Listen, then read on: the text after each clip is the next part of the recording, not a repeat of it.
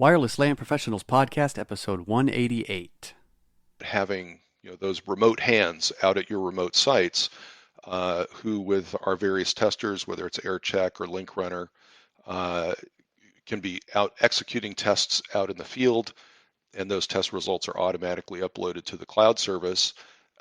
So your headquarters or regional expert who has access to Link Live can, in a way, monitor what the field technicians are doing, see the test results, manage both the test results and the workflow that the technicians are doing out in the field. Wireless LAN Professionals is a place to educate, inform, encourage, and entertain those involved in wireless LANs. This Wireless LAN Professionals podcast is an audio manifestation of these goals. Our host is a wireless LAN veteran, consultant, designer, and teacher, Keith Parsons. And now, the podcast for wireless LAN professionals by wireless LAN professionals.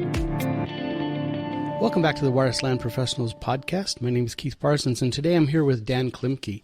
Dan's with a kind of a new company called netAlly, and maybe to start off, you can introduce yourself, Dan, but basically introduce what is netAlly and where did it come from? Sure thing, Keith. Yeah, thanks very much. Yeah, my name is Dan Klimke. I'm the Director of Product Management and Marketing at netAlly. It's probably one of the oldest new companies that you've never heard of. We were the business unit originally in Fluke Networks that developed the line of handheld network test tools and portable network analyzers that got sold off from Fluke Networks to NetScout about 4 or 5 years ago. And subsequently, last year, we were divested out of NetScout and picked up by a private investment company called Stone Caliber. And we just launched our new brand, netAlly, just this last couple of weeks, and are standing the company up as a separate independent company and establishing our new brand, but still with the same old products, the same great people, and pretty deep history of technology and development that goes back all the way to 1993 when we came out with our first portable network analyzer, the LAN meter. I remember those. Yeah. I remember the little teeny one. Was it Network Inspector? No. Yeah, Network Inspector was a network management software product, still fondly remembered by many people. What was the one that was about the size of the palm of your hand? That was probably the Net Tool. Yeah, that's it, Net Tool. That was, I used many hours of my life had that in my hand. Absolutely, it was a great product. And then we moved on from there to bigger and better things. For most of our audience, wireless LAN people, they're used to the AirCheck. AirCheck started as a Fluke big yellow thing. It changed to a green one when I went to NetScout with a G2. And you just announced a new software upgrade for that. So can you tell us about what's in V4? Yeah, sure thing. Yeah, the AirCheck G2 version 4 software was just released, and everyone who has a support contract with us can contact our technical assistance folks to get their download and update their unit. But a few cool things in that product, that release for the product. We've added Wi-Fi 6, 11AX visibility, so we now can see some details about 11AX networks. We've upgraded the channel utilization view to provide a combined view of channel utilization that's both 802.11 and non-802.11 utilization into a single graph. Makes it more quicker and more easy to understand how busy a particular channel might be. Then also, as you know, we've got the ability to do iPerf testing through the wireless LAN to our pocket iPerf tester called the Test Accessory. That's been a really handy tool for folks to validate performance from the wireless LAN into the wired network. And the pocket iPerf server is a handy tool because it's all pre-configured. You don't have to do anything to configure an iPerf server. Just target that hardware device. But with version 4 now, we're getting the iPerf test results uploaded to our cloud service, which is called Link Live. So anytime that you run that iPerf test from the AirCheck, that performance test data is going into the Link Live cloud service. So you can quickly and easily and automatically generate reports from those performance tests. Which means you can send perhaps less skilled people out to do those, but then you still have access to see all the data. Yeah, and that's going up kind of 30,000 feet. That's what we really have designed Link Live to be able to do. We talk about having those remote hands out at your remote sites, who with our various testers, whether it's AirCheck or Link Runner, can be out executing tests out in the field, and those test results are automatically uploaded to the cloud service. So your headquarters or regional expert who has access to Link Live can, in a way, monitor what the field technicians are doing, see the test results, manage both the test results and the workflow that the technicians are doing out in the field. So yeah, very, very handy service. I also like it that the technicians themselves, even though they're the less skilled hands, every time they run one of these, they get to see the information coming across, and it's a good way for them to continue to learn and update their skills, especially if they go back and ask the question, hey, what was this one about? How come this did there? And they can use the simple tools that are in their hands to help train them to do the more complex things. Absolutely. Applaud you for helping in that little path, helping everyone along the way. You got it. Which is good. So AirCheck G2 has new V4 with some new features. Any new features to Link Live? Well, and it's specific to AirCheck V4 at this point, but we're adding in some capabilities in Link Live to do what we're calling analysis. And that essentially is a way of using Link Live and the filtering function that we have in Link Live to be able to parse through test results more easily, and thereby having better visibility into what's happening in the wireless LAN, for example. So with AirCheck, we have a data file we call the session file, and that session file is now uploaded into Link Live, and the additional capability we have is to parse that session file so that you can examine the connection log files, the roaming log files, and also just the Wi-Fi analysis to see utilization by channel, the number of clients, number of APs, the kind of interferers that are present on each channel, and that, if you will, that centrally located engineer can now use that analyze function in Link Live to more easily parse through that data to identify any potential problems or issues that need to be addressed. Is there a way that can be? I haven't played with the new Link Live feature yet. Can that remote person set up groupings? Are those categorized in that group that you just mentioned, like by location, by date? Yeah, we use essentially labeling is the way that you can create groups, and that labeling can be nested and grouped together to provide any sort of logical organization of the data that you wish. Oh, kind of like labeling in Gmail. Absolutely. That's always nice to have something that you can relate to as you come back to that. Yeah, and just like in Gmail, you just X out the labels that you don't want to use, which gives you the flexibility to sort and group as you wish. That's a very quick and easy technique to pull that off. I'm glad you did that. So back up a little bit. So NetAlly has which of the original tools that we've learned to love over the years that started at Fluke and then went to NetScout? What's in the NetAlly portfolio right now? Right. And a great way where I like to start with is actually go back to our original divestiture from Fluke to NetAlly, Fluke to NetScout. And the division that we had at that time was the media test, the copper and fiber cable test and certification. That stayed with Fluke Networks. So our old friends and coworkers who are still there at Fluke Networks are there selling the copper and fiber certification tools, tools like Cable IQ and Microscanner, and they continue to be primarily focused on the cable installer market and the service provider market, and also enterprise customers who need physical layer media test level testing. What spun off to NetScout and then coming with us to NetAlly are all of the quote, network test tools. So that's working from the bottom up, Link Sprinter, Link Runner, Link Runner AT, and Link Runner G2. The G2 Link Runner was released under the NetScout brand. And that's the one that runs on Android, right? Exactly right, yes. And then the AirCheck and the OneTouch were the remaining parts of the product line, and then along with the Link Live cloud service. Did any of those stay with NetScout? None of the handheld tools stayed with NetScout. However, many people may be familiar with the OptiView product line.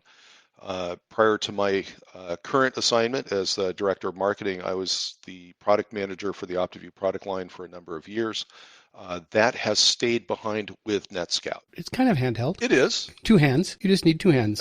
2 hands are nested in your arm, maybe not necessarily a handheld, but it was a great experience being the product manager for OptiView, an incredibly powerful product.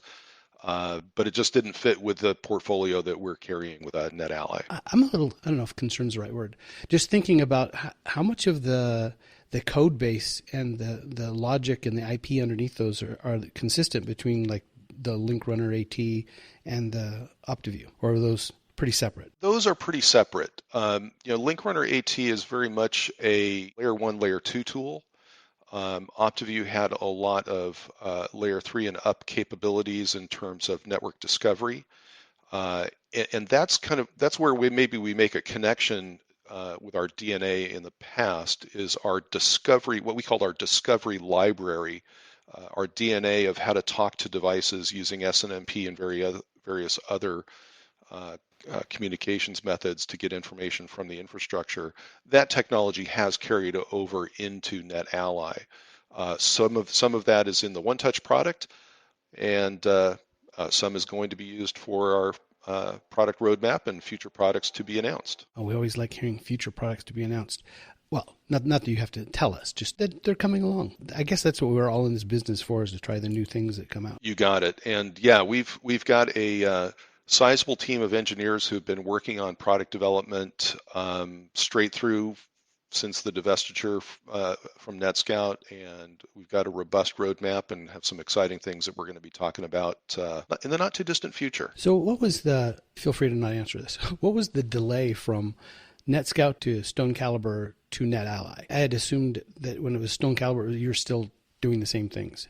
Or is this just a kind of a marketing launch of the new name? It really was a marketing launch of the new name, but also, as you might imagine, having done this before, that is going from Fluke Networks to NetScout, our team learned some tough lessons about what it means to carve out a business unit and plug it into another company. On the plus side at that time, that move from Fluke Networks to NetScout, we were moving from one corporate set of systems into a new corporate set of systems. So we simply had to adapt, using our version of Salesforce and our version of our ERP Oracle systems at Fluke Networks. We simply had to plug into the NetScout version of those systems. The challenge with becoming an independent company, and this is what's kind of different under Stone Caliber, we are completely independent. There is no corporate parent that we are a part of.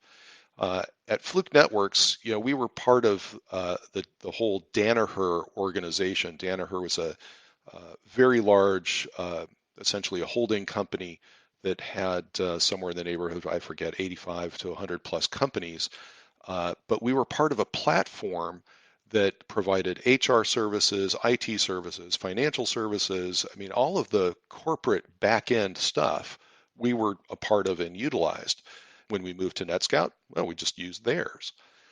But it's different under Stone Caliber because we're not a part of a corporate structure. We are becoming a standalone company with our own HR, our own IT, our own finance, our own everything.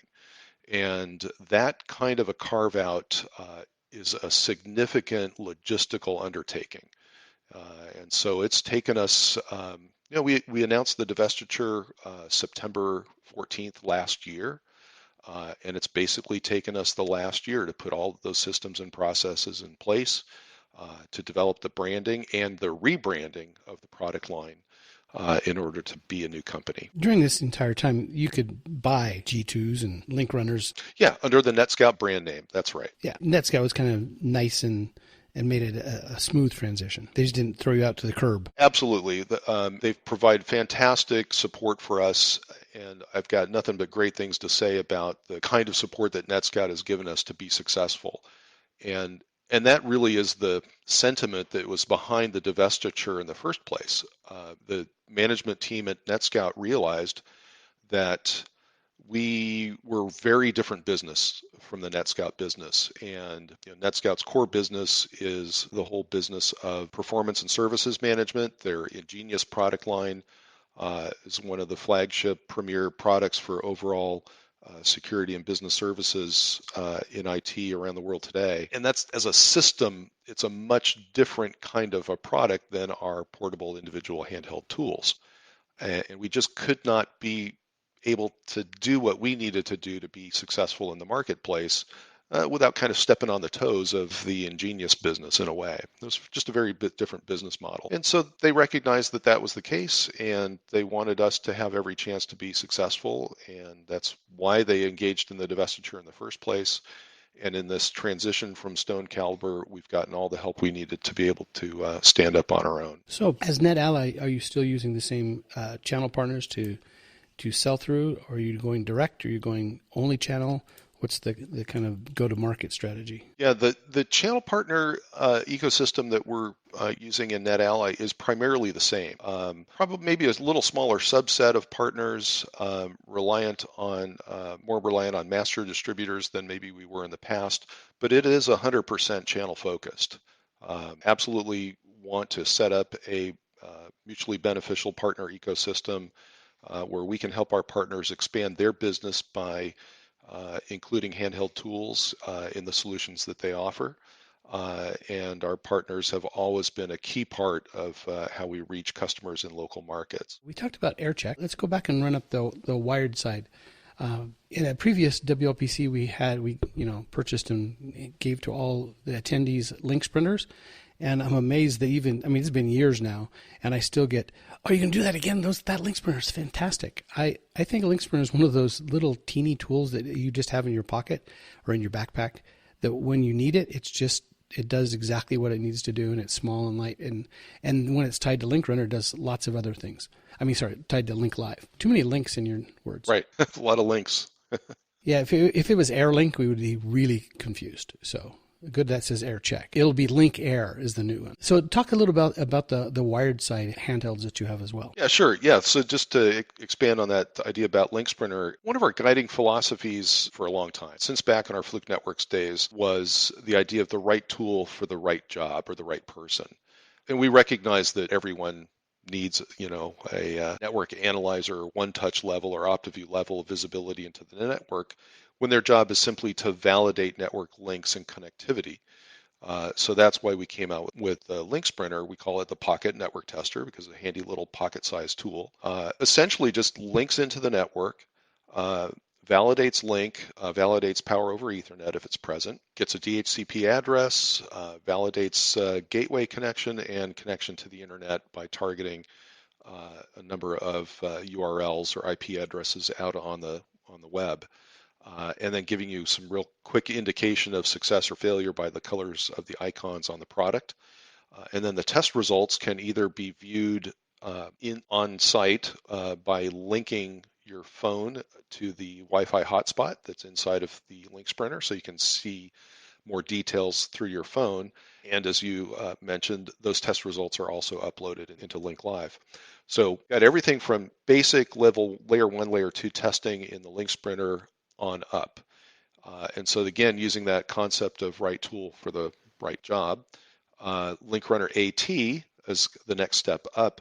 That includes more comprehensive cable testing, switch port testing and validation by looking at the LLDP frame to understand where you plugged into the network, and a few other diagnostic tools. And then a step up from that is Link Runner G2 that's capable of fully load testing high power PoE, as well as a number of other deeper diagnostics, able to do multiple VLAN detection and VLAN monitoring for the port that you're connected to. And as you mentioned, it's an Android-based tester, which allows the users to load onto the product any other handy Android apps that might be useful in your workflow. One of our customers who found that very useful, I probably shouldn't name them by name, but they're a national police force in a country north of the United States. And they found that the ability to load their trouble ticketing application onto the Link Runner as well as the ability to have their technical documentation in PDF format loaded onto the Link Runner, made a huge improvement in the productivity of their technicians because they're able to, using the documentation that they had on the product, they were able to just quickly look up configurations and information about the infrastructure and the documentation of the infrastructure.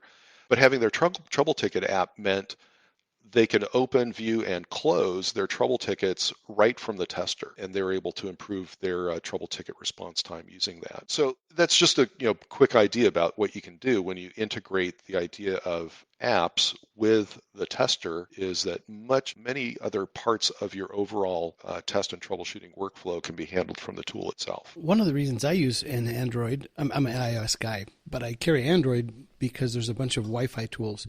Does the Link Runner G2, since it does have Android, also have a Wi-Fi NIC that those apps could access? Yeah, there's an optional USB Wi-Fi adapter that you can add to the product, and then utilize those apps as well. Is that a NetAlly adapter specific? No, we use an aftermarket adapter. We didn't create anything special for that. We're just using an off-the-shelf adapter for that. Just that has compatible drivers so that you can talk to it. Exactly. So we could just take a Link Runner G2 and use it for some fairly basic Wi-Fi scanning while you're on site as well. Sure, including our AirMagnet mobile app can be loaded onto the product as well. That's actually the most popular app that people have downloaded into the product, is the ability to use the Link Runner G2 to do that very basic heat mapping site survey in the palm of your hand. So very popular. So you brought up AirMagnet. There's an entire suite of AirMagnet, a family of products. Did those come over from the AirMagnet to Fluke to NetScout to NetAlly? Yeah, it's a convoluted path, right?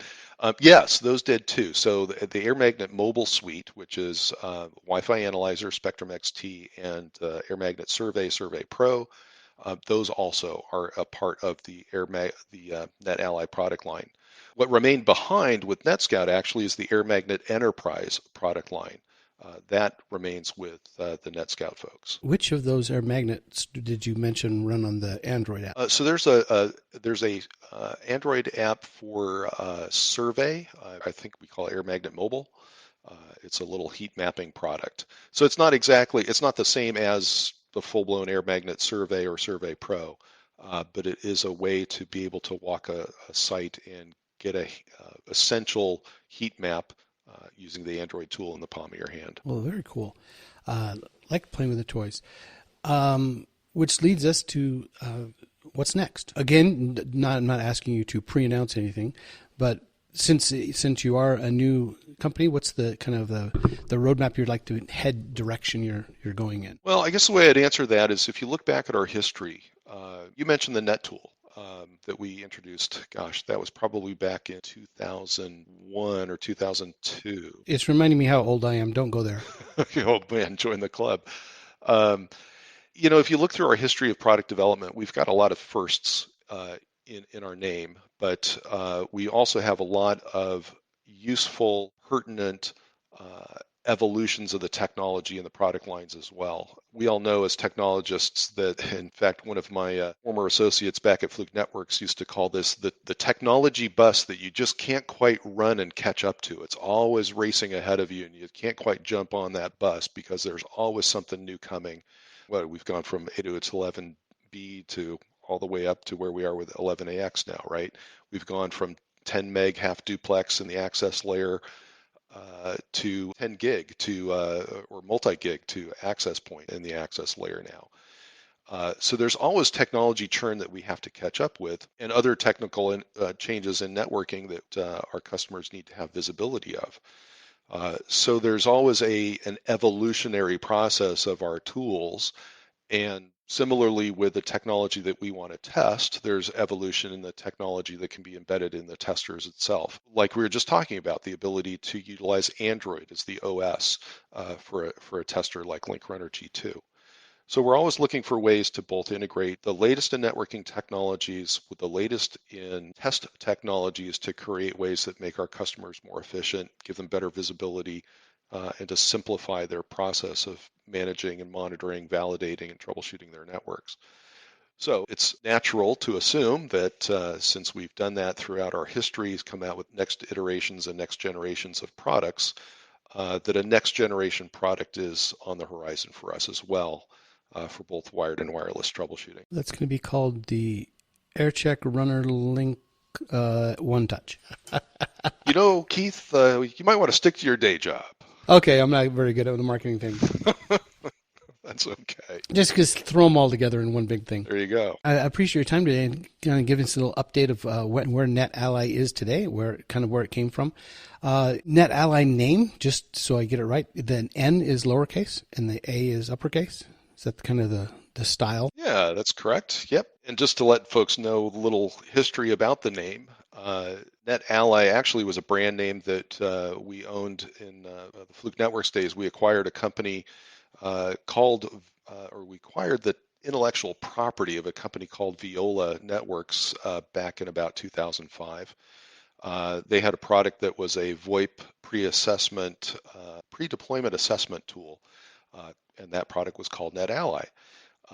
For various reasons, that product was discontinued, although the technology or the idea of the technology behind that original NetAlly product actually resides in a product that our friends over at NetScout have created, a product called Ingenious Pulse. Don't have to go there, but just, that's kind of where the germs of these ideas tend to propagate throughout our organization in various ways. But anyway, NetAlly was a brand that we had, and when we were looking at a new company name, we were looking around at possible variations, new ideas, and we were looking at our list of brand names that we owned, and we said, you know what, that actually really reflects our personality and the kind of company that we want to be. The net, of course, is association to what we're all about, but the ally part really reflects what our customers have come to expect from us from our days back at Fluke Networks and NetScout and here today, is that we're here to be a partner. We're here to be an assistant, a friend, to be a helper to the folks who are trying to install and maintain and optimize today's networks. So that's why we went down the route of calling the company NetAlly. I like the name, and it fits. And I think for our audience, specifically the wireless guys, AirCheck's obviously a fantastic tool for helping do design and install and test and validate Wi-Fi. But I think the wired side just as well. I have a presentation I did a couple of years ago on how to make Wi-Fi problems go away, and it's basically use a link runner to test your cable before you put the AP in, because there are so many problems that show up as once the AP's in, every problem across the network is a wireless problem. Before you put the AP in, every problem's still obviously wired because there is no wireless yet. If you can fix those early, because it's a lot easier to test a cable than it is to test the air. And so troubleshooting wires is easier, and you have the right tools to help. Well, like we like to say, there are a lot of wires in a wireless network. That's true, unless you're Dilbert. How hard is it to install no wires? Actually, very hard.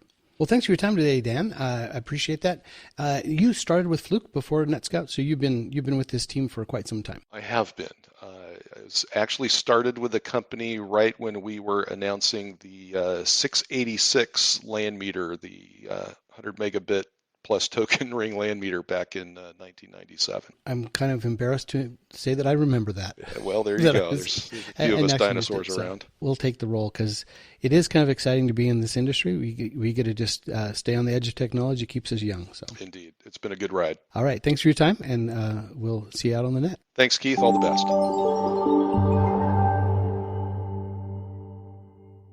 My name is Wes. I'm going to talk about Bluetooth.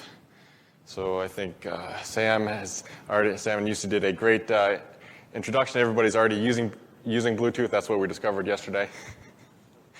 For those of you that haven't considered Bluetooth for a location deployment, it's something that you should consider. I think Bluetooth is actually a very good location technology when you compare it to Wi-Fi. As Phil kind of hinted at, it does solve some of the latency issues that you get with Wi-Fi location.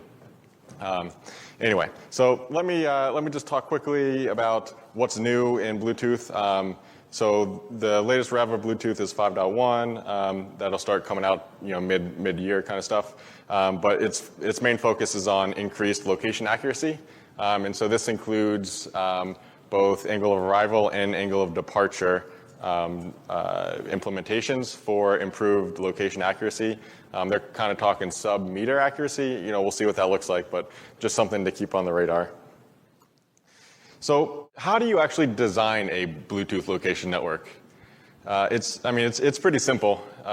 You just sprinkle a little bit of location dust here, a little bit of location dust there. I think that's kind of the perception, at least from my side.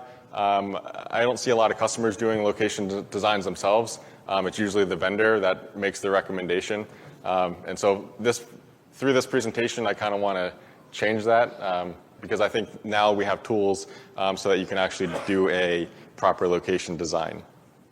So what is today's state of the art? It's basically the red cup, which is the recommendation from the vendor comes to be place an AP every X number of feet. Whether it's 45 feet, 30 feet, 50 feet, whatever the recommendation is from the vendor, this is usually what you get. So is there a better way? I think there is. And so Ekahau recently, a few months ago, included Bluetooth design in their tool.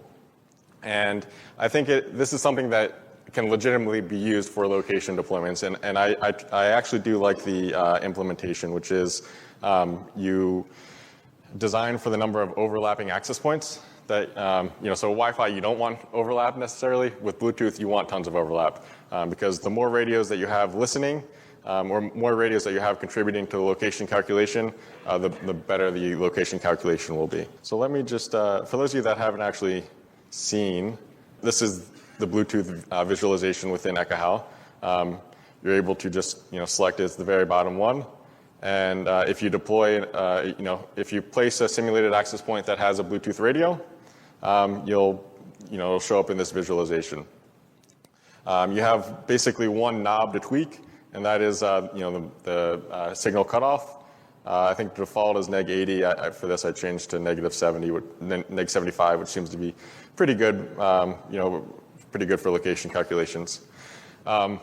So what's happening here is this is our missed office, and looking at this bottom right corner, right? So the visualization says there's in this corner there's only two APs that can hear each other for Bluetooth, so that for this particular use case that'll work. But what I actually want to do is compare this to actuality to see if this is a valid if you can actually use this for location design. So while I get to that, so let me just give a quick overview of how Bluetooth location generally works. Think of it like GPS. So APs are beaconing out, and a client that is running typically a mobile application will listen for all those APs, all the different beacons that come out, and report that up to the cloud to whatever the location engine may be. To perform the location calculation. So this is a real-time view of how the client is reporting back up to the location engine of how it's hearing all the beams. So I know it's kind of tough to see the numbers here, but the kind of the net here is that we're seeing two APs that are at under neg 75 dBm. Which is what Ekahau thought it would be. Kind of if we look at these APs a little bit further away, you can see neg 90, neg 88, neg 85. And so if we actually compare, right? So Ekahau said that there's two AP, you have two AP coverage at neg 75, kind of in this bottom right portion of the office, and the real world, using a real client, that matches pretty closely. So I think that Ekahau can be used for location designs, and it's particularly convenient if you're actually if you're already doing a Wi-Fi design. kind of caveats are, though, you need to understand where to place the APs. Just by having enough coverage isn't good enough for location design. The placement of the AP is actually crucial for location. If you're, depending on the area that you want, good location accuracy, it'll really vary based on the use case. For example, on the left here is a grocery store where the grocer wanted location accuracy within the aisles. So they could tell somebody, if you go halfway down, aisle 7, you'll get to, you'll get to the cereal or something like that. The other piece is most location systems, the best location happens inside of the ring of the access points. So if you imagine drawing, putting a rubber band around the perimeter of all your APs, your best location will be inside of that. Versus if you're outside of the rubber band, location accuracy can vary. So this is the point, right? You still have to know where to place the APs. The tool will just kind of tell you, do you have enough coverage to expect good location accuracy? And how about validation, right? So you do a design, that's pretty good.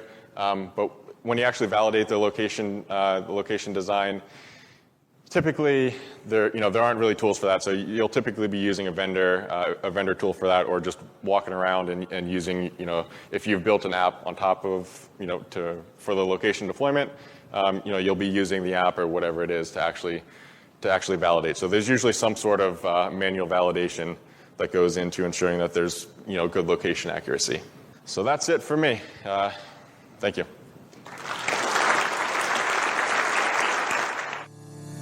Thank you for joining us for another episode of the Wireless LAN Professionals Podcast, the podcast for wireless LAN professionals by wireless LAN professionals. Be sure to follow us on Twitter @WirelessLANPros for all the latest news and updates, and also connect directly with Keith on Twitter @KeithRParsons. Head over to www.wlanpros.com for this episode's show notes, as well as the latest in all things Wi-Fi.